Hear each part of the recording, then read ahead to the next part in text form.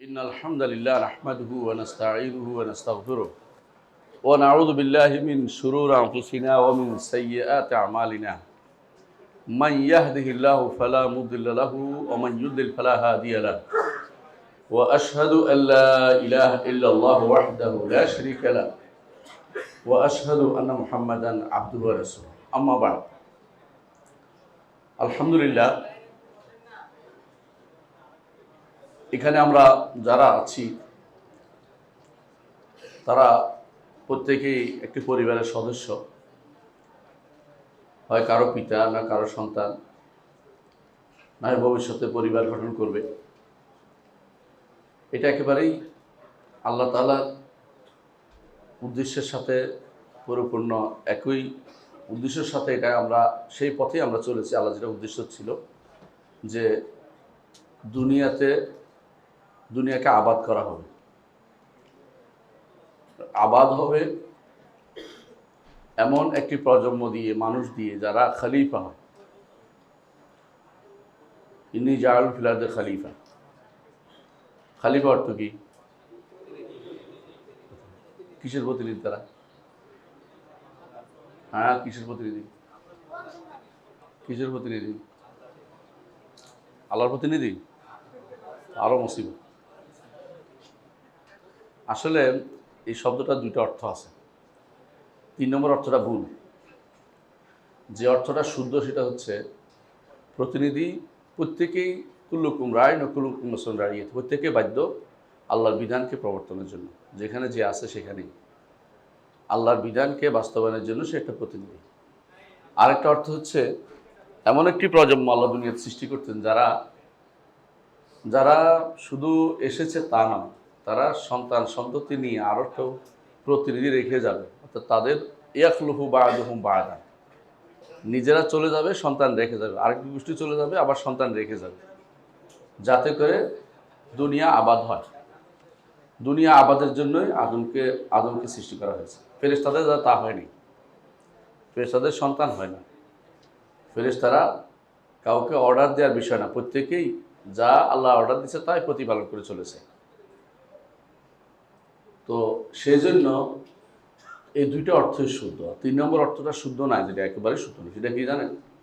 খলিফা অর্থ রাষ্ট্রপ্রধান হওয়া। এই অর্থ কোথাও আসে নাই। এই অর্থ হচ্ছে গায়ের জোর দিয়ে কথা বলা। যেহেতু আমরা প্রত্যেকেই, আল্লাহ তাআলার উদ্দেশ্য হচ্ছে আমরা যেন দুনিয়াতে খলিফা হই, হয় প্রতিনিধি হব আল্লাহ তাআলার বিধানকে আমরা বাস্তবায়ন করার জন্য, জগতের যেখানে আছে সেখানে প্রত্যেকে বাস্তবায়ন করব, অথবা আল্লাহ তাআলা যেটা বলেছেন খলিফা অর্থ হলো, যে উদ্দেশ্য হচ্ছে যারা এমন একটি প্রজন্ম যারা একদল চলে যাবে আরেকদল থাকবে, একটা গোষ্ঠী চলে যাবে একটা গোষ্ঠী থাকবে, প্রত্যেকেই কিন্তু আল্লাহর বান্দা। আর আল্লাহ তাআলা আদমকে সৃষ্টি করেছেন দুনিয়ার জন্যই, জান্নাতে রেখেছেন মেহমানখানায়। মেহমানখানার অবস্থা ভালো রাখেন নাই তিনি, এই জন্য আবার দুনিয়াতে পাঠিয়ে দিয়েছেন। মেহমানদারি ভালো করেন নাই, এই জন্য ভালো রাখেন নাই, মেহমান ভালো ব্যবহার করেনি, আচরণ করেনি। আল্লাহর ইচ্ছে এই তাদেরকে দুনিয়াতে রাখবেন, সেই জন্যই সেটা আল্লাহই বাস্তবায়ন করিয়েছেন। কিন্তু দোষটা অবশ্যই আদমের ছিল, এই জন্য তিনি ইস্তেগফার করেছেন, তওবা ক্ষমা চেয়েছেন, আল্লাহ ক্ষমাও করে দিয়েছেন। আমাদের প্রত্যেকেই কিন্তু একটা পরিবারের অংশ। আমরা আবারও বলছি, আল্লাহ তাআলা বলছেন ইয়া আইয়ুহাল্লাযীনা আমানু কু আনফুসাকুম ওয়া আহলিকুম নার। হে মানুষেরা, হে ইমানদাররা, কু আনফুসাকুম ওয়া আহলিকুম নার, নিজেকে বাঁচাও, পরিবারকে বাঁচাও আগুন থেকে। নিজেও বাঁচো এবং পরিবারকেও বাঁচাও। তাহলে একজন মানুষের দায়িত্ব কিন্তু দুটেই, এর অতিরিক্ত দায়িত্ব, এই দুইটা দায়িত্ব কিন্তু প্রত্যেকে পালন করতে হবে। নিজে বাঁচতে হবে, আর যে পরিবারে আছে সেই পরিবারকে বাঁচাতে হবে। অতিরিক্ত দায়িত্ব পালন, যখন তারপর অতিরিক্ত দায়িত্ব আসবে তখন অতিরিক্ত দায়িত্ব পালন করতে হবে। আপনি যদি কোথাও অতিরিক্ত দায়িত্ব পেয়ে যান রাষ্ট্রীয়ভাবে, তখন সেখানে আপনার অতিরিক্ত দায়িত্ব পালন করতে হবে। কি? কু আনফুসাকুম ওয়া আহলিকুম নারা, বাঁচাতে হবে, আগুন থেকে বাঁচানো মূল উদ্দেশ্য। আগুন থেকে বাঁচানো, আপনি এমন কাজ করবেন যাতে জান্নাতে যেতে পারেন, জাহান্নাম থেকে মুক্ত থাকতে পারেন। জাহান্নামে যাওয়া থেকে, জাহান্নামের আগুন যেন আপনাকে স্পর্শ না করে, এটা যেন আপনার সারা জীবনের উদ্দেশ্য হয়ে যায়। কু আনফুসাকুম ওয়া আহলিকুম নারা, এটা যেন প্রত্যেকের উদ্দেশ্য হয়। এর অতিরিক্ত দায়িত্ব, যার অতিরিক্ত দায়িত্ব আসছে সে অতিরিক্ত দায়িত্ব পালন করবে, কিন্তু এটুকু প্রত্যেকের লাগবে। এটুকু প্রত্যেকে লাগবে যে জাহান্নাম থেকে বাঁচতে হবে, জাহান্নাম থেকে নিজেও বাঁচতে হবে, পরিবারকে বাঁচাতে হবে। পরিবার বলতে কাকে বোঝায়? নিজের নিজের পরিবার বলতে যখন বাবা মা বৃদ্ধ হয়ে যায় তারাও পরিবার অংশ, কিন্তু এর আগ পর্যন্ত পরিবার শব্দ স্ত্রী এবং পরিবার সন্তান সদস্যকে পরিবার বোঝায়। আগে যারা ছিল তারা আমরা তাদের পরিবার, কিন্তু মূলত তারা যখন বৃদ্ধ হয়ে যায় আবার তারা আমাদের কাছে থেকে যায় পরিবার অংশ হিসেবে। এই হিসেবে একটা মানুষের কিন্তু বিশাল দায়িত্ব, নিজের পরিবারের প্রতি যে দায়িত্ব সেটা ব্যাপক। পিতা মাতা যদি অন্যদিকে চলে যায় তাদেরকেও হকের দিকে আনার কথা দায়িত্ব পালন করতে ইব্রাহিম আলাইহিস সালাম তা করেছেন। সন্তান সন্ততি অন্যদিকে চলে গেলে তাদেরকে হকের দিকে ডাকতে হয়, যেমন নূহ আলাইহিস সালাম করেছেন। ইব্রাহিম আলাইহিস সালাম সন্তানের ব্যাপারে যতটুকু করেছেন দায়িত্ব অনুভূতি থেকে করেছেন। স্ত্রীর ব্যাপারেও দায়িত্ব অনুভূতি থেকে সেরকম দায়িত্ব পালন করতে হবে। প্রত্যেকেই এই জায়গাতে অত্যন্ত শক্ত থাকতে হবে যে এটা আমার দায়িত্বের ভিতরে পড়ে, কারণ না হলে আগুনে যেতে হবে, আগুনে জ্বলতে হবে। যে আগুনের ব্যাপারে আল্লাহ তাআলা বলছেন ওয়াকুদুহান নাস ওয়াল হিজারা, যার ইন্ধন হচ্ছে মানুষ এবং পাথর।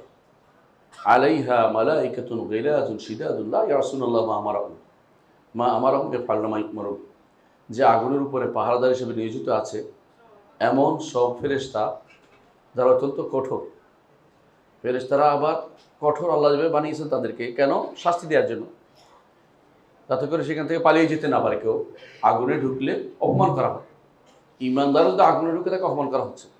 রব্বানা ইন্নাকা মান তুদখিলিন নার ফাকাদ আখযাইতা ওয়া মা লিয-যালিমিন মিন আনসার।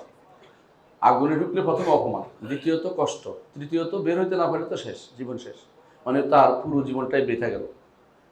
আর যদি কোনোদিন বের হয় তাহলে অপমানজনক চিহ্ন কপালে থাকবেই, জাহান্নামীউন লেখা থাকবে, আল্লাহ যতদিন পর্যন্ত তা মুছে না দেয়। আর জাহান্নামে পড়া মাত্রই সে আগুন সহ্য করার ক্ষমতা মানুষের নাই, সুতরাং তাদেরকে জাহান্নাম থেকে বাঁচতেই হবে। আল্লাহ যা নির্দেশ দিবে তাই শুধু ফেরেশতারা পালন করে, সুতরাং তা বের হতে পারবে না কেউ। এর মধ্যে দেখেন আল্লাহ তাআলা আরও নির্দেশ দিয়েছেন পরিবারের ব্যাপারে, ওয়া'মুর আহলাকা বিস-সালাতি ওয়াসতাবির আলাইহা লা নাসআলুকা রিজকান নাহনু নারযুকুকা ওয়াল আকিবাতু লিত-তাকওয়া। আর তোমরা তোমাদের পরিবারকে সালাতের নির্দেশ দাও। সালাত এমন একটি ইবাদত যে ইবাদতের মধ্যে একসাথে সবগুলি আসে। সালাতের মধ্যে কি আছে? আকীদা আছে, সালাতের মধ্যে তারবিয়া আছে, সালাতের মধ্যে আল্লাহর দাসত্ব আছে, সালাতের মধ্যে আল্লাহর তাসবিহ আছে, সালাতের মধ্যে আল্লাহর রুউ স্বীকৃতি আছে, আজমতের স্বীকৃতি আছে, সালাতের মধ্যে আল্লাহ তাআলার যত ইবাদতের মৌলিক জিনিসগুলো সালাতের মধ্যে আছে। এই জন্য সালাতে থাকতে হবে, নিজের যে সন্তানকে সালাতে রাখতে হবে, আর ওয়াসতাবির আলাইহা, এর উপর সবর করতে হবে, লেগে থাকতে হবে, সবর, যে ছাড়াছাড়ি নেই, কোনোদিন ছাড়া যাবে না। লা নাসআলুকা রিজকান, আল্লাহ তাআলা বলছেন আপনার কাছে রিজিক চাই না, নাহনু নারযুকুকা, আপনাকে আমরাই রিজিক দেই। অর্থাৎ আল্লাহ কারোর কাছে রিজিক চায় না। দুনিয়ার বুকে মানুষ কিছু করলে তাকে প্রতিদান চায়, আল্লাহ তাআলা প্রতিদান চায় না বান্দার কাছে, শুধু এটাই চায় বান্দা শুকরগুজার হোক, শুকরিয়া আদায় করুক। ওয়াল আকিবাতু লিত-তাকওয়া, যারা মুত্তাকী হবে তাদের পরিণতি ভালো হবে। তাহলে প্রত্যেকটি মানুষই কিন্তু পরিবারের সদস্য আল্লাহর নির্দেশগুলি প্রতিপালন করতে হবে। 3 নম্বর যেটা আল্লাহর নির্দেশ, রাসূলুল্লাহ সাল্লাল্লাহু আলাইহি ওয়াসাল্লাম বলেছেন, আলা কুল্লুকুম রাইন ওয়া কুল্লুকুম মাসউলান আন রাইয়াতি, তোমরা প্রত্যেকেই রাখা, আর প্রত্যেকে তার রাখালিপনা সম্পর্কে তাকে জিজ্ঞাসা করা হবে। আমার প্রত্যেকেই রাখা, দায়িত্বহীন নই। আফহাসিবতুম আন্নামা খালাকনাকুম আবাতান ওয়া আন্নাকুম ইলাইনা লা তুরজাউন, মনে করেছো যে এমনি সৃষ্টি করেছে, তা কিন্তু না। আল্লাহর কাছে ফিরে যেতে হবে, দায়িত্ব, আপনাকে প্রশ্ন উত্তর দিতে হবে, মানে আপনাকে দায়িত্ব অনুভূতি আপনার ছিল কি না সেটা আপনি হয়তো মনে করছেন যে আমি দুনিয়ার বুকে পাগলের মতো চলে গেলেই কাজ হবে, তা কিন্তু না। সেখানে গেলে আপনাকে উত্তর দিতে হবে। আপনারা জানেন ভালো করে যে ঈমান আনার জন্য কিছু জিনিস করতে হয়, কিছু জিনিস অন্তরে ধারণ করতে হয়, কিছু জিনিস বলতে হয়, কিন্তু ঈমান চলে যাওয়ার জন্য কিছু না করলেও ঈমান চলে যায়। এর অর্থ হচ্ছে আপনি দায়িত্ব অনুভূতি আপনার থাকতে হবে, দায়িত্ব পালন করতে হবে।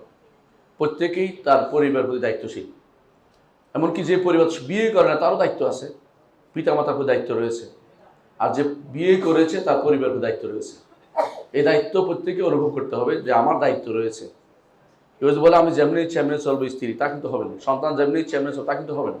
আপনার দায়িত্ব বহন করতে হবে। আপনাকে দায়িত্ব বহন না করতে পারলে আপনি তাকে বিদায় করে দিবেন। দায়িত্ব মানে পারবেন না, সে যদি অন্যায় উল্টা করে আপনি তাকে রাখতে, আপনার কথা শুনে না, তো তার সাথে আপনার কোনো শরীয়তে চলার কোনো অধিকার আপনার নাই। এই জন্য প্রত্যেকে আমরা বুঝতে পারছি তিনটা জিনিস। একটা হচ্ছে পরিবার হচ্ছে মাসউলিয়া, দায়িত্ব, আর দ্বিতীয় নম্বর হচ্ছে পরিবার হচ্ছে রাখালিপনা, দায়িত্বের পরে এটাকে আমার আদায় করতে হবে। 3 নম্বর হচ্ছে এটা আমানতদারিতা। এই 3টি জিনিসকে প্রত্যেকে তার পরিবার মধ্যে রক্ষা করতে হবে, যে আমি মাসউল, আমি দায়িত্বশীল, আর আমি এদের লালন পালন করবো, আর আমি আমানতদারও। আমানতের খেয়ানত যেন না হয়ে যায়, আমানতের খেয়ানত যেন না হয়ে যায়। সন্তান সন্ততি আপনার কাছে আমানত, স্ত্রী পরিজন আপনার কাছে আমানত, এগুলি যেন নষ্ট না হয়। রাসূলুল্লাহ সাল্লাল্লাহু আলাইহি ওয়াসাল্লামের এই হাদিসটা আপনার মনে আছে, কাফা বিল মারই ইসমান আন ইউদাইয়া মা ইয়াকুত। যার দায়িত্ব, লালন পালন দায়িত্ব কোনো মানুষের উপর রয়েছে, সে যদি কোনো তার পরিবারকে রেখে পালিয়ে বেড়ায়, তাহলে এটার জন্য গুনাহ হওয়ার জন্য এটাই যথেষ্ট। বিশাল দায়িত্ব এটা। এই দায়িত্ব অনুভূতি অনেক আগেকার দিনের মানুষকে পালিয়ে বেড়াতো, যে বিশাল দায়িত্ব, এটা কীভাবে গ্রহণ করবো। অনেকে সেটা সহযোগিতা করতো, এ ব্যাপারে স্ত্রী তাকে সহযোগিতা করতো। দায়িত্ব অনুভূতি এটা বিশাল জিনিস। দায়িত্ব নাই, আপনি মনে করছেন যেভাবে যা ইচ্ছা তা করে বেড়াবেন, এটা আসলে ইসলামী শরীয়তের দৃষ্টিভঙ্গি না। প্রথম যে মনে করতে হবে আপনাকে, যে আমার দায়িত্ব রয়েছে, অনুভূতিটা আপনার মধ্যে আসতে হবে। আমি একজন দায়িত্ববান পুরুষ, আমি যে যা ইচ্ছা তা করে বেড়াতে পারি না, আমি দায়িত্ববান মানুষ। আমি এই দায়িত্ব আমার রবের প্রতি যেমন আছে, আমার পরিবারের প্রতি তেমন রয়েছে। প্রথম কাজ হচ্ছে রবের প্রতি দায়িত্ব পালন করা। সবাই তাই না, এটা ওমা খালাকুল জিন্না ওয়াল ইনসা ইল্লা লিয়াবুদুন, সবাই এটা মুখস্থ পারে। তো পরিবারের দায়িত্বটা অনেকেই ভুলে যায়। এই দায়িত্ব অনুভূতি থেকেই বিয়ের আগ থেকে দায়িত্ব শুরু হয়ে যায়। আপনাকে বিয়ে করার ক্ষেত্রে অবশ্যই যোগ্য দিনদার দেখে বিয়ে করতে হবে।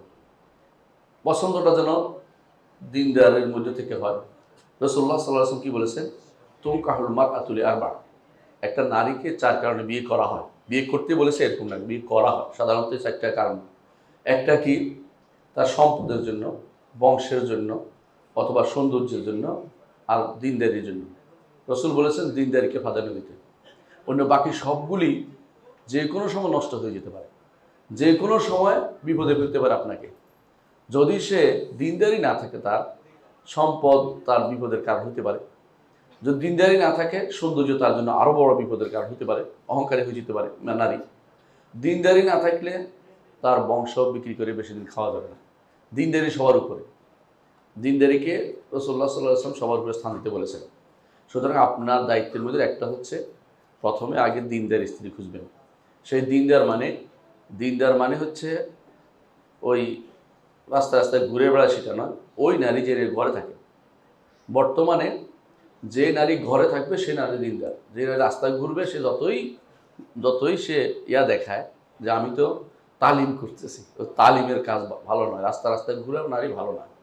যে নারী ঘরে থাকে, দায়িত্ব পালন করে, ঘরের ভিতরে তার যতটুকু, আল্লাহ যে বলেছেন ওয়াক্কারনা ফি বুয়ুতিকুন্না, তোমরা তোমাদের ঘরে অবস্থান করো, আল্লাহর নির্দেশ প্রতিপালন করতে, ঘরের বাইরে তার ভালো লাগে না, সেই নারী হচ্ছে দিনদার নারী মনে করতে হবে আপনাকে। সালাত আদায় করে, আল্লাহর হক আদায় করে, বান্দার হক আদায় করে, সেই ব্যক্তি অবশ্যই দিনদার নারী।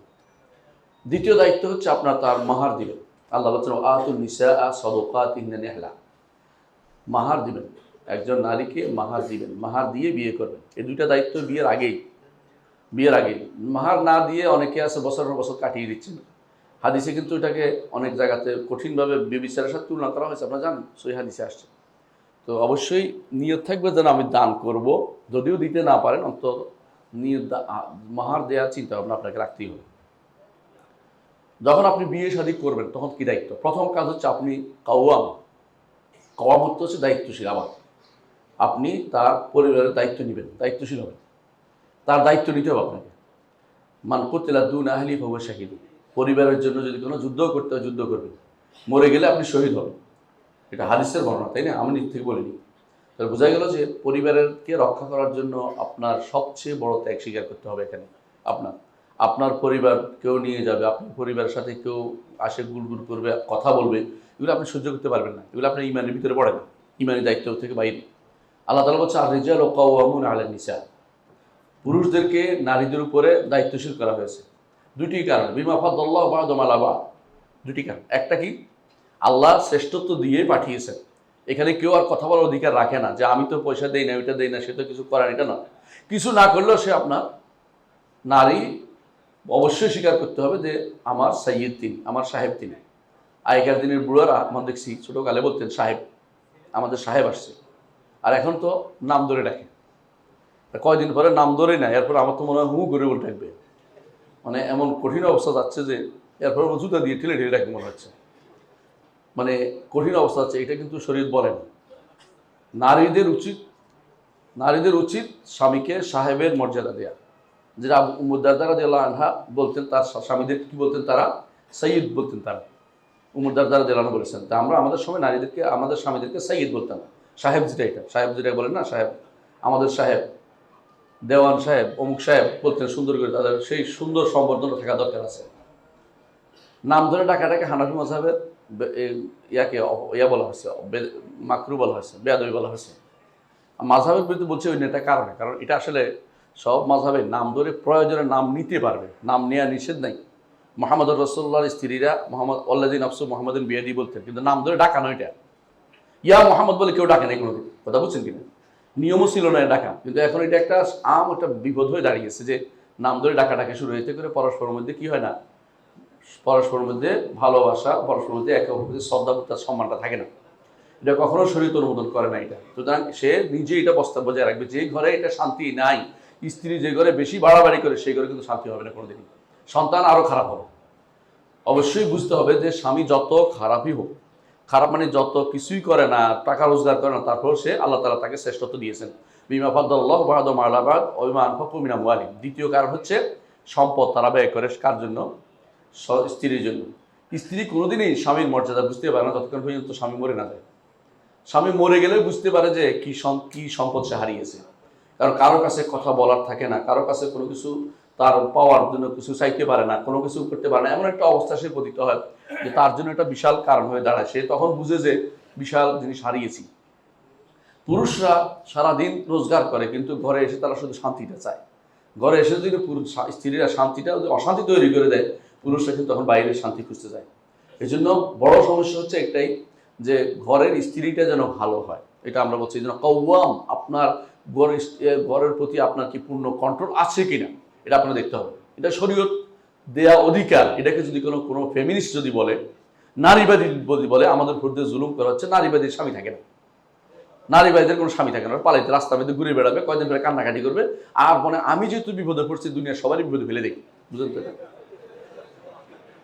যে সমস্ত নারীরা কপালের মধ্যে টিপ দিয়া বসে রয়েছে, আমি এখন কি করি দেখবেন, হ্যাঁ, ওদের একটারও স্বামী নেই। ওদেরকে জিজ্ঞাসা করেন, যদি নারী ফোন দেয় বলে যে আমার এই করছে, আমার স্বামী করছে, বেরিয়ে যান, ওর কথা শুনেন না। বলে কথা শুনেন না, ওদের কথা শুনবেন কেন আপনি? আর যদি বলে যে উনি তো আমার বসের কথা বলছি, স্বামীর কথা বলি না, কত ধৈর্য ধারণ করেন, আপনার চাকরির টাকা পয়সা থেকে আসে। এ হচ্ছে বর্তমান জগতের অবস্থা। এগুলি হচ্ছে সবগুলি বিভ্রান্তি। কওয়াম, অবশ্যই পুরুষরা স্বামী স্ত্রীদের উপরে কওয়াম থাকতে হবে, মানে তাদের আল্লাহর দেওয়া অধিকার এটাকে মেনে চলতে হবে। যদি স্বামীকে না মেনে চলা হয়, ওই ঘর শান্তিতে কোনোদিনও পড়বে না, ওই ঘর শান্তি হবে না। আপনার স্বামীকে মানার মতো টেন্ডেন্সি তৈরি করতে, প্রত্যেকটি নারীর উচিত স্বামীকে মানা। সে যত কিছুই হোক স্বামীকে মেনে চলতে, ইমান যদি থাকে তার স্বামীকে মেনে চলতে হবে। কিছুই করে না, কিছু কাজ করতে পারে না, কিটা পারে না, ওইটা পারে না, কোনো দোষ ধরবেন না, আপনি করে ফেলুন। আব্দুল্লাহ ইবনে মাসউদ রাদিয়াল্লাহু আনহু, তিনি অনেক কাজে করতে পারতেন না, কিন্তু জায়নাব তার স্ত্রী, উনি কিন্তু অনেক কাজ করতেন। এমনকি জায়নাব রাদিয়াল্লাহু আনহা তিনি বাইরে দান করতেছিলেন, তার স্ত্রী এসে বললেন যে, তিনি এসে বললেন তুমি বাইরে না দিয়ে আমাদের দাও, আমরা গরিব মানুষ। কে বললেন? আব্দুল্লাহ ইবনে মাসউদ রাদিয়াল্লাহু আনহু। তিনি যাই রাসূলের দরবারে, ইয়া রাসূলুল্লাহ, আমি বাইরে দান করতে চাই, কিন্তু আব্দুল্লাহ ইবনে মাসউদ নিয়ে দিতে চাই। বলে তুমি তোমার স্বামীকে দিলে তার বেশি সওয়াব হবে। রাসূল বলেন নাই যে হে কাম করে না তুমি দিবা কেন, এটা বলেন নাই। এই জন্য স্বামীদের উচিত কওয়ামের ভূমিকা পালন করা, যে আমি পরিবারের একজন কি রক্ষক। এই নয় যে আমি যা ইচ্ছা তা করে পারবো, এটাও না, জুলুম করার জন্য আমরা বলছি না, কিন্তু পরিবারের রেয়ায়া তার দায়িত্বের ভিতরে পড়ে, তাকে দেখাশোনার দায়িত্ব তাদের ভিতরে পড়ে। 4 নম্বর যে কাজটি হচ্ছে ইনফাক, খরচ করার দায়িত্ব। আল্লাহ তাআলা বলছেন লিয়ানফিক যু সাআতিন মিন সাআতিহি, প্রত্যেকে তার অবস্থা অনুসারে কি করবে, খরচ করবে। ওমান কুদিরা আলাইহি রিজকুহু ফালিয়ুনফিক মিম্মা আতা আল্লাহ, যার কম সে কম ব্যয় করবে, কিন্তু খরচ করবে। স্বামীরা স্ত্রীদের জন্য খরচ করবে। কি খরচ করবে? নাফকা দিবে, শুকনা দিবে, থাকার জায়গা দিবে, খাবারটা দিবে, কথা বলছেন কিনা? এই দুইটা এফাক করবে, পবিত্র রাখবে, তাকে পবিত্র রাখার জন্য যতটুকু তাকে সেটা করবে। অবশ্যই তাকে পবিত্র রাখে, নিজে পবিত্র থাকবে, তাকেও পবিত্র রাখবে। সুতরাং এটা অবশ্যই গুরুত্বপূর্ণ একটি অধিকার, যেটা তার সন্তানরা, স্ত্রী তার উপরে পাবে। আরেকটি জিনিস হচ্ছে স্ত্রী তার কাছে একটা সম্মান পাবে। সেই সম্মানটা কি? ঘরের ভিতরে যে কোনো কাজে তার পিছিয়ে লেগে থাকা উচিত না। কথা বলেন কিনা? লবণ বেশি দিছ, তরকারি কম দিছ, ওইটা কম দিছ, ওইটা বেশি দিছ, এগুলো লেগে থাকা হচ্ছে এটা সবচেয়ে নিকৃষ্টতম পুরুষের কাজ। রাসূলুল্লাহ সাল্লাল্লাহু আলাইহি ওয়াসাল্লাম কী করতেন? কোনোদিন কোনো মা আবাত আমার কাজ খাবারের কোনো দৌড় ধরতেন না। পছন্দ হলে খাইতেন, না হলে খাইতেন না। এই অভ্যাস তৈরি করা আপনার মধ্যে আসা উচিত। তো ঘরের মধ্যে তাকে পূর্ণ স্বাধীনতা দিবেন, তার চলাফেরা, তার ততটুকু দরকার এটার মধ্যে। বাইরে রাস্তা হাঁটার স্বাধীনতা না, এটা তার অধিকারের ভিতরে পড়ে না।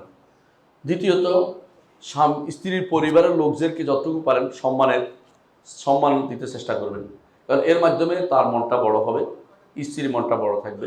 কিন্তু এই সম্মান বলতে এটা বোঝাচ্ছি না যে নিজের পিতামাতার উপর দিয়ে তাদেরকে সম্মানিত করবেন, এটা কিন্তু বলা হচ্ছে না। অর্থাৎ তাদের যতটুকু করলে স্ত্রী খুশি থাকবে অতটুকু আপনি করার চেষ্টা করবেন।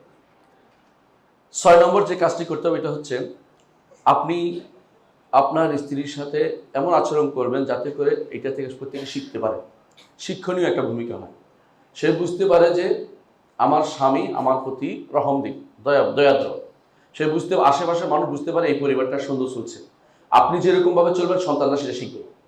দেখবেন আপনি যদি কোনো খুব ঘরে ঢুকেই ইজা দাখালা আসেদা ওইজা খারাজা ফাহিদা, যেমন হাদিসের মধ্যে একটা আসছে যে ঘর থেকে বেরোয়ার সময় যেন চিতাবাঘ, ঘরে ঢুকলে যেন বড় বাঘ, এরকম যেন না হয়। আপনাকে অবশ্যই রসুলের সুন্নাহ মোতাবেক আপনাকে ঘরে ঢুকতে হবে, ঘরে কথা বলতে হবে।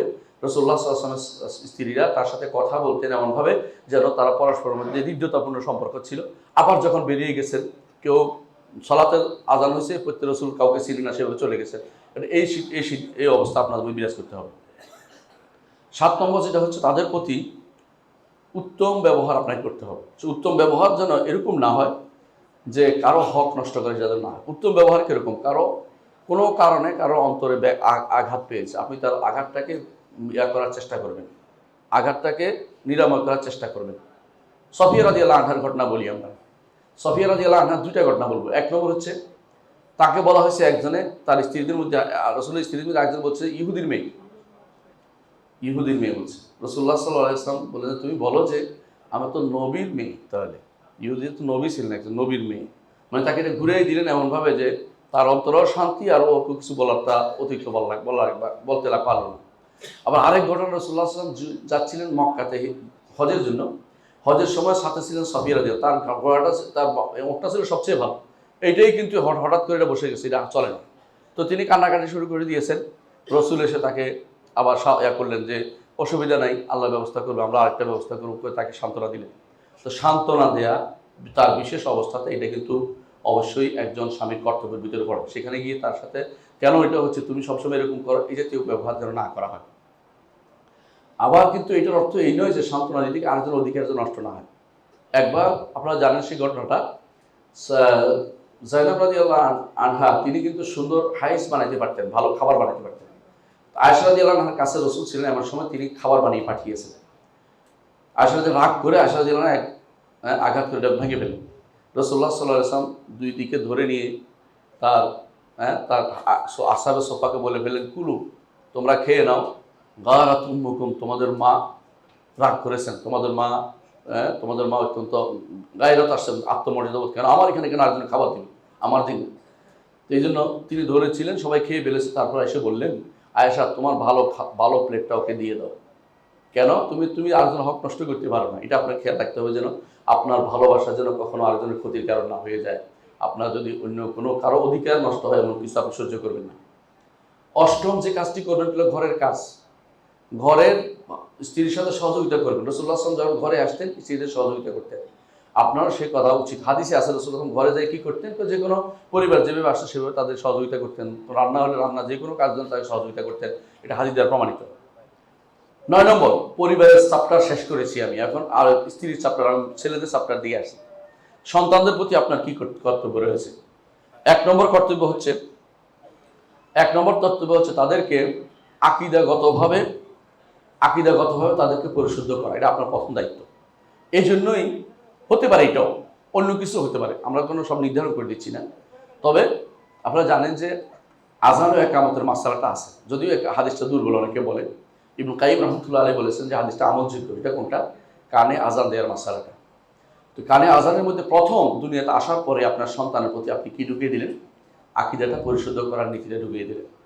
এটাকে কেউ দুর্বল বলছে, আমি জানি না তা না, আপনাকে জেনে শুনে বলতেছি, এটা আমল করে, আমল করা কি আছে বোঝো। তাজিমুল কাইম রহমতুল্লাহ আলাই আমাদেরকে বলছে এটা করতে, কারণ এটার মধ্যে ফায়দা বেশি। ফায়দা হচ্ছে প্রথম তার কর্ণ গুহরে ঢুকবে কি তাওহীদের বাণী ঢুকবে, তাওহীদের বাণী ঢুকবে এবং তার মধ্যে রিসালাতের বাণী ঢুকবে। আল্লাহ তাআলা বড় এর ছোট সন্তান বড় হওয়া পর্যন্ত তাকে দেখেন একটা ওসিয়ত আমাদের জন্য আল্লাহ তাআলা আমাদের জানিয়ে দিয়েছে। সেটা কি? লোকমান তার সন্তানকে ওসিয়ত করেছেন, ইয়া বুনাইয়া লা তুশরিক বিল্লাহ ইন্নাশ শিরকা লাযুলমুন আযীম। দেখছেন তো? তাহলে ছোট বাচ্চাদেরকে প্রথম যে কাজটি করতে হবে, শিরিক মুক্ত রাখার চেষ্টা করতে হবে আপনাকে। শিরিক যদি থাকে তাহলে আপনি কিন্তু বিপদে পড়ে যাবেন। বর্তমান সময়ে শিরকের ছড়াছড়ি আছে। আপনাকে ছোটকাল থেকে শিখাতে হবে ইসলাম কমপ্লিট কোড অফ লাইফ, ইসলাম পরিপূর্ণ জীবন ব্যবস্থা। ইসলামের মধ্যে কোনো কিছু শুধু জীবন না, পরকালীন জীবনের সাথে সম্পৃক্ত ইসলাম। ইসলাম ছাড়া চলার কোনো সুযোগ নেই, তাকে এটা বোঝাতে হবে আপনাকে। তার অন্তর ঢেলে দিতে হবে যে ইসলাম পরিপূর্ণ, এখানে আর কিছু পরিপূর্ণ করার নেই, আল্লাহ পূর্ণ করে দিয়েছেন। প্রয়োজন তার কাছে কানের ভিতরে সারাদিনটা বারবার বলতে হবে, যাতে তা মুখস্থ হয়ে যায়, অন্তরের ভিতরে বসে যায় যে ইসলাম ছাড়া অন্য কোনো তন্ত্র মন্ত্র আমাদের কাজে লাগবে না, গণতন্ত্র ইসলামে নাই। এটা বুঝাইতে হবে, তার অন্তরের ভিতরে ঢুকাই দিতে হবে সেটা, যাতে করে পরবর্তী কোনো দলের ভিতরে না ঢুকে। তারা দলীয় ইসলাম নাই, তাদের বুঝাইতে হবে। ইসলামের কোনো দলবাজি নেই, এটা বুঝাইতে হবে তার অন্তরের ভিতরে। কোনোদিন ইসলাম দলবাজি ছিল না। ইসলাম 1200 শতাব্দী পর্যন্ত, হিজরি 1200 পর্যন্ত ইসলাম কোনো দল ছিল না। এখন দল ঢুকলো কেন? কাফেরদের দ্বারা আমরা প্রতারিত হয়েছি, আমাদের যুব সমাজ প্রতারিত হয়েছে, আমাদের বৃদ্ধরা প্রতারিত হয়েছে, আমাদের আলেমরাও প্রতারিত হয়েছে। তারা এখন দলবাজি ছাড়া চলতে পারে না। দল ছাড়া নাকি আর কোনোদিন ইসলামের ক্ষমতায় যাওয়া যাবে না, কিছু করা যাবে না, এই চিন্তাধারা বিভোর হয়েছে। সন্তানের অন্তরের ভিতরে ঢুকাইতে হবে যে এটা একটা ঘৃণিত জিনিস, এটা কোনোদিন ইসলাম অনুমোদিত না। তাহলে প্রথম আকিদাগত তাকে কি করতে হবে? আকিদাগতভাবে তাকে পরিশুদ্ধ করে তুলতে হবে। কথা কি বুঝাতে পারছি? সন্তানকে আকিদাগত পরিশুদ্ধ করতে হবে। রাসূলুল্লাহ সাল্লাল্লাহু আলাইহি ওয়াসাল্লাম কি করেছেন? 10 বছর একটা বালককে তার বাহনের পিছনে বসিয়ে আকিদা শিক্ষা দিয়েছেন। দেখছেন তো? কাকে? নিজের পরিবার নাই, কিন্তু পরিবারের এক সন্তানকে, নিজের পরিবারের সন্তান বড় হয় নাই, কিন্তু অন্য সন্তানকে যেহেতু করেছেন। ইবনে আব্বাস রাদিয়াল্লাহু আনহুকে বাহনের পিছনে বসিয়ে বলেছেন, ইয়া গুলাম ইন্নী উআল্লিমুকা কালিমাত, প্রিয় বৎস তোমাকে কিছু কালেমা শিক্ষা দেব। ইহফাজিল্লাহ ইয়াহফাজুকা, ইহফাজিল্লাহ তাজিদহু তুজাহা, আল্লাহর হেফাজত আল্লাহ তোমার হেফাজত করবে। তারপর বলেছেন ইয়া সাআলতা ফাসআলিল্লাহ, যখন চাইবে আল্লাহর কাছে চাইবে, যখন সাহায্য চাইবে আল্লাহর সাহায্য চাইবে। এইটা শিক্ষা দিতে হবে। আল্লাহ ছাড়া কারো কাছে চাওয়া যায় না।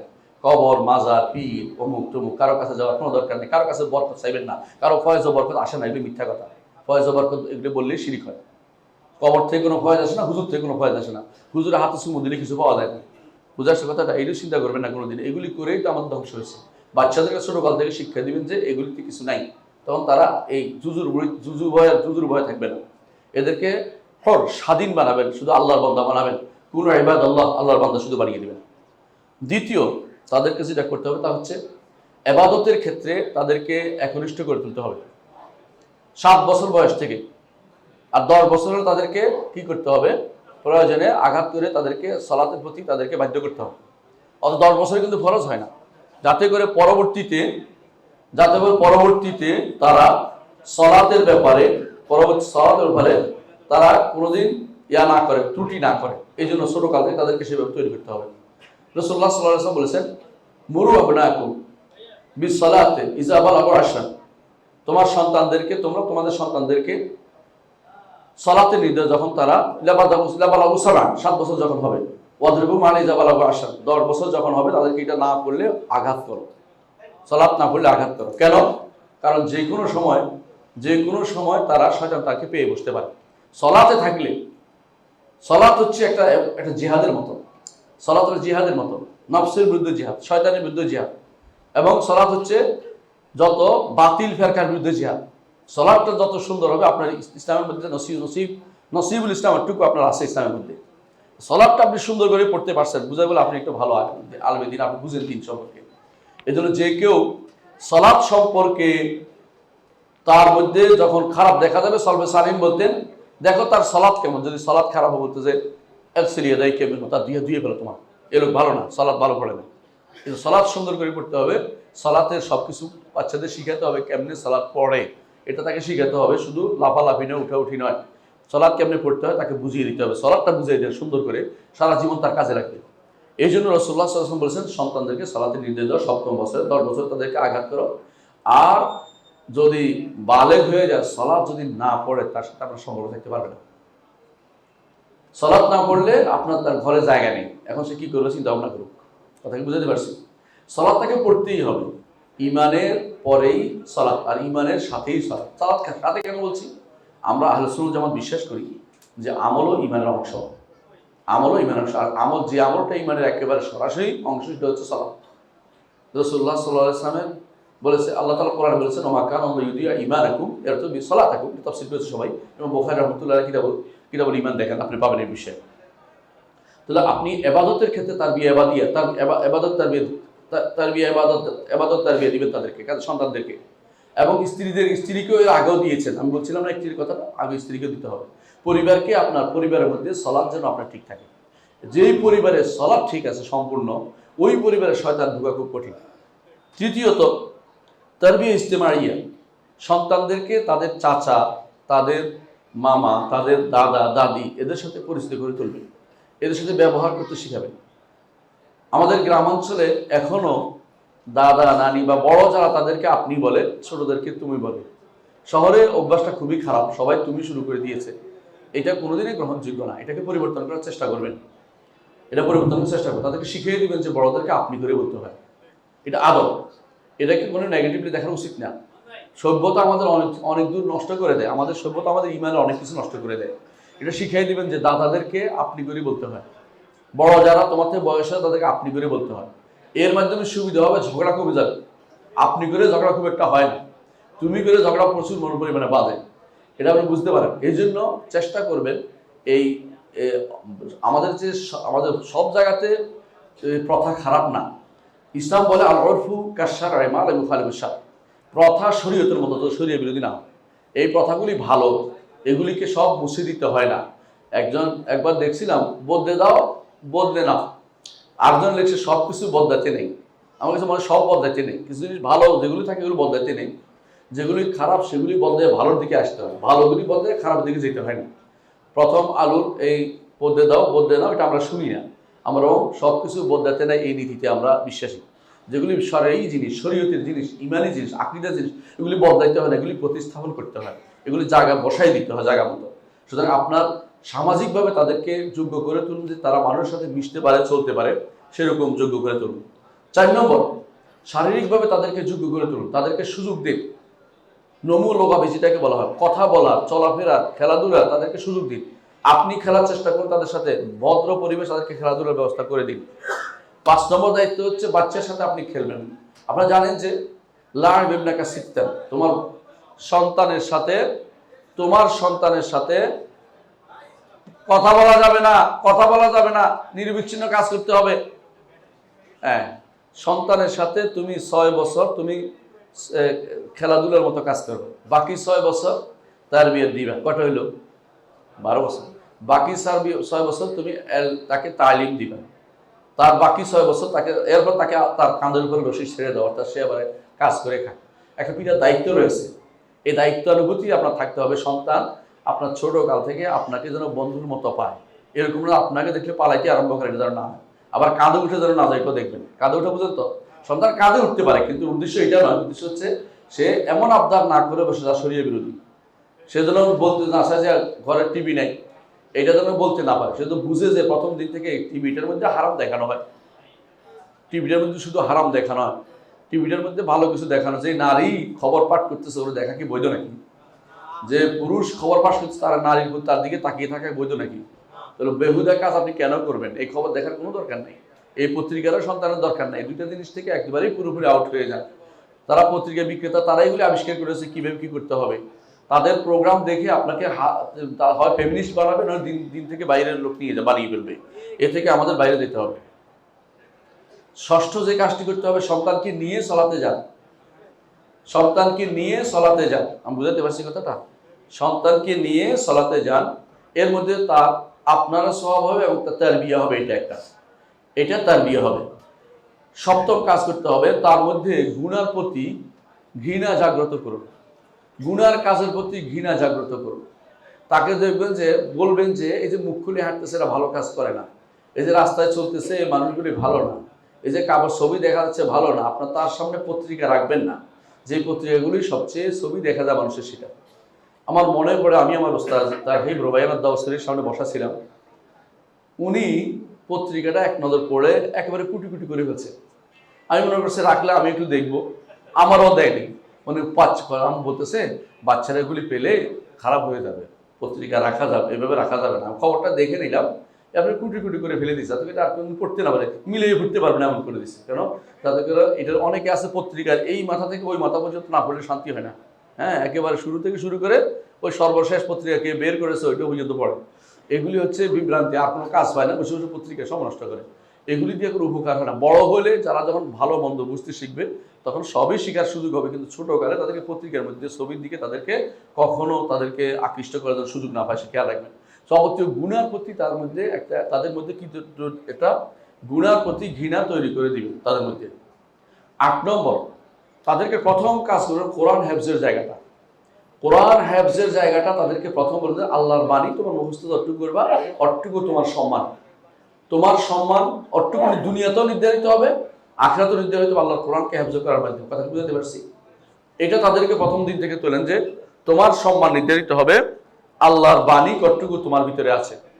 ফাইনা মানজিলাতাকা ইনদা আখির আয়াতিন তাকরাউহা, হাদিসে আছে রাসূলুল্লাহ বলেছেন কিয়ামতের দিন তোমার মর্যাদা ওই জায়গা হবে যে সর্বশেষ জায়গা তুমি যেটা তুমি পড়ে শেষ করতে পেরেছো, যতটুকু তুমি মুখস্থ করছো অতটুকু তুমি যতটুকু পড়বা, হাসরের দিন অতটুকু ঘুরে উঠতে থাকবে তুমি। এটা তাকে অবশ্যই আপনি তৈরি করবেন। 9 নম্বর হচ্ছে তাকে অন্যকে সম্মান করাটা শিখাবেন। অন্যকে সম্মান করা, পাশের লোক আসছে মসজিদে, তাকে কীভাবে সম্মান করতে হবে শিখাবেন। তার জুতার উপরে জুতা না উঠে দেবে, তার কাঁধের উপরে উঠে না যায়, বলবেন এটা একটা সম্মানের ব্যাপার, তাকে শিখাবেন। ছোটোকাল থেকে বাচ্চাদেরকে শিখাবেন অন্যকে কীভাবে সম্মান করতে হয়, অন্যের অধিকার কীভাবে সংরক্ষণ বাচ্চাদের শিখাবেন। কারো কিছু নিয়ে আসলে ছাড় দিবেন না, বলবেন না এটা ভুল করেছে, যাই মাপসে রেখে আসো। তুমি আনছো, আমার ছেলে আনছে বলে চুপ থাকবেন না, আমার ছেলে আনছে ভুল করেছে যাই বলে আসবেন, নিয়ে যাবেন। ছেলে আর যেন কোনোদিন দ্বিতীয়বার এটি কাজ না করে, তার সেজন্য মনে থাকে যে আমার বাবা আমাকে এটা নিষেধ করে দিয়েছে, আর কোনোদিন করতে যাবো না এটা। এই জন্য কোনোদিনই ধামাচাপা দিবেন না। সন্তানকে শিক্ষা দেওয়ার জন্য আপনার প্রয়োজনে তাকে প্রাথমিকভাবে অপমান করলেও অপমানটা করবেন, নিয়ে যাবেন যে ভুল করেছে সে এটা নিয়ে আসছে, আমি আপনাকে দিয়ে গেলাম। এটা অভ্যাস আপনি করে তুলুন। 10 নম্বর যেটা করবেন সেটা হচ্ছে তাকে শিখাবেন যে নিজের জন্য যেটা পছন্দ করে অন্যের জন্য তা পছন্দ করে। তুমি যেটা পছন্দ করো না তোমার ভাইয়ের জন্য এটা রাখিও না, তুমি যেটা পছন্দ করো তোমার অন্য ভাইয়ের জন্য এটা করিও না। এটা তাকে শিখাবেন। শিখাবেন প্রত্যেকেই তখন একে অপরের প্রতি ইসার আসবে, মানে এটা কি বলবে বলে, মানে অন্যকে প্রাধান্য দেওয়ার একটা প্রবণতার মধ্যে তৈরি হবে যে আমি যেটা পছন্দ করি না আমার ভাইয়ের জন্য কেন পছন্দ করবো, ভাই বা বাইরের লোক সবার জন্য এটা পছন্দ করবো, যে এটা তুমি পছন্দ করো না তোমার দিলে তুমি অন্যকে কেন দিচ্ছ। এটা তাকে বুঝাই দেবে প্রথম দিন থেকে, যে বুঝতে পারে যেন যেন আত্মগর্জিয়া না হয়, নিজের কি বলে এটাকে, নিজে হ্যাঁ যে বলে নিজে কি বলে আত্মকেন্দ্রিক, আত্মকেন্দ্রিকতা তৈরি না হয়ে যায়, স্বার্থপর না হয়ে যায়, নিঃস্বার্থ যেন হয়, এটা তাকে শিখাবেন। 11 নম্বর হচ্ছে সিলাতুল আরহাম, আত্মীয়তা সম্পর্কের সাথে তাকে বুঝাবেন যে আত্মীয়তা সম্পর্ক রক্ষা করতে হবে।